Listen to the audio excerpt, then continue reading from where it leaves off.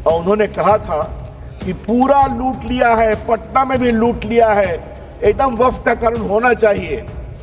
और सर वो नेता जो थे, जो उन्होंने ये बात कही सर, वो हमारे बिहार के पूर्व मुख्यमंत्री लालू प्रसाद जी थे। तो मेरे पास उनका कोट है, अगर आप कहेंगे तो निकाल के पढ़ दूंगा। हाँ अच्छा मैं लेकर। संसद में विपक्ष के लगातार विरोध के बाद बीजेपी सांसद रविशंकर प्रसाद ने राज्य सुप्रीमो लालू यादव का वीडियो धर लिया और कहा कभी आपने ही इसकी मांग की थी। नमस्कार, न्यूज़ फॉर नेशन देख रहे हैं आप और मैं हूं आपके साथ साक्षी झा। आज सदन के पटल पर वक्फ बिल पेश किया गया और इसके साथ ही दिल्ली से लेकर बिहार तक की सियासत गर्मा गई।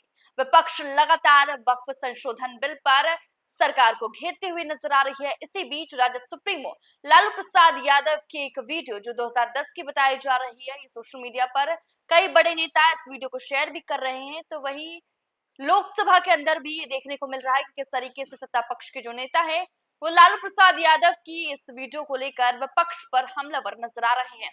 और इसी बीच देखिए बीजेपी सांसद रविशंकर प्रसाद किस तरीके से विपक्ष के नेताओं पर पलटवार करते हुए नजर आते हैं और कहते हैं कि आप ही के नेता ने कभी इसका विरोध किया था और इसको लेकर कड़े कानून बनाने की मांग की थी। क्या कुछ कह रहे हैं संसद भवन में रविशंकर प्रसाद, चलिए आपको छोड़े जाते हैं तमाम तस्वीरों के साथ। मंत्री से आग्रह करूंगा, एक बार सदन को विस्तार से बताएं जिस तरह से वक्फ का दावा किया गया, उसका दावा करने वाले कौन थे। और थोड़ा गहराई में जाएंगे, हम लोग भी देश घूमते हैं, तो मैनेजर साहब की बिल्डर से साठगांठ हो गई और वहां पर बिल्डिंग खड़ी हो जाती है। ये सच्चाई नहीं है क्या? वक्फ इसके लिए नहीं होता है, इसलिए ये पूरा बदलाव सर जरूरी है। सर मैं एक बात और कहना चाहता हूं इस कानून के संदर्भ में,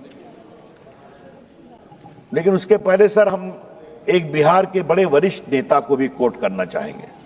और सर आपसे मैं आग्रह करूंगा, उनका नाम मैं बाद में पढ़ूंगा, लेकिन मैं चाहता हूं कि उनकी बड़ी विद्वता भरी टिप्पणी थी सर, वो सदन के सामने आनी चाहिए सर, वो बहुत जरूरी है।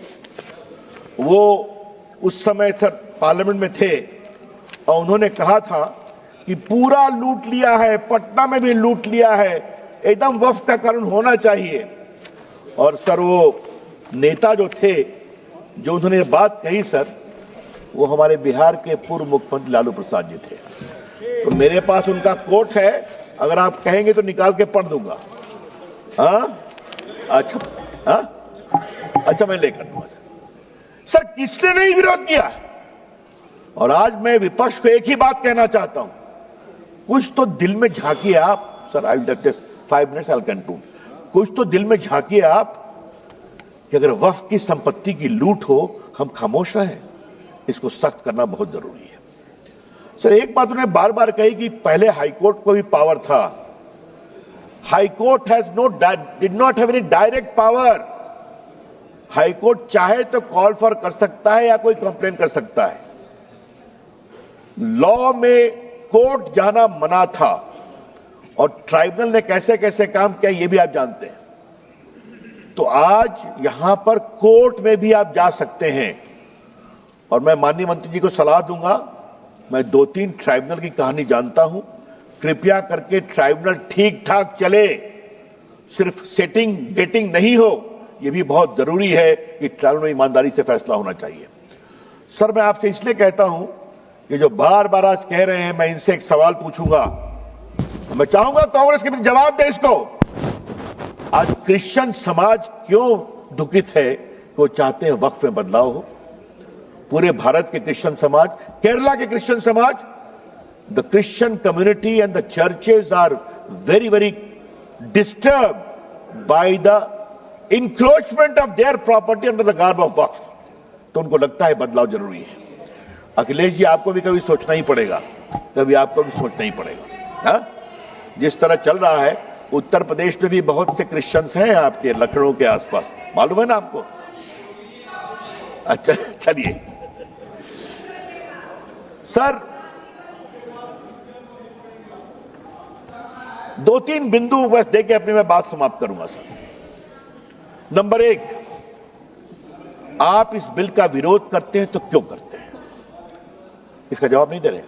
और मैं चाहूंगा सब लोग मेरी बात पर जवाब दें कि आपको इस बिल से क्या परेशानी है। नंबर 2, क्या आप चाहते हैं कि वक्फ की प्रॉपर्टी हड़पने, लूटने, दलाली, बिचौलियों के बीच में रहे या गरीबों के लिए काम में आए, पसमंदा मुसलमानों के लिए काम में आए, बेटियों के लिए काम में आए? ये उसके लिए रास्ता खोलता है। और सर तीसरी बात, इस बिल में बड़े बड़े नामी गिरामी मेंबरान पार्लियामेंट, जूरिस्ट, रिटायर्ड जजेस, महिलाएं, सिविल सोसाइटी सब आके देखने वाली है, तो आपको शर्मिंदगी किस बात की है?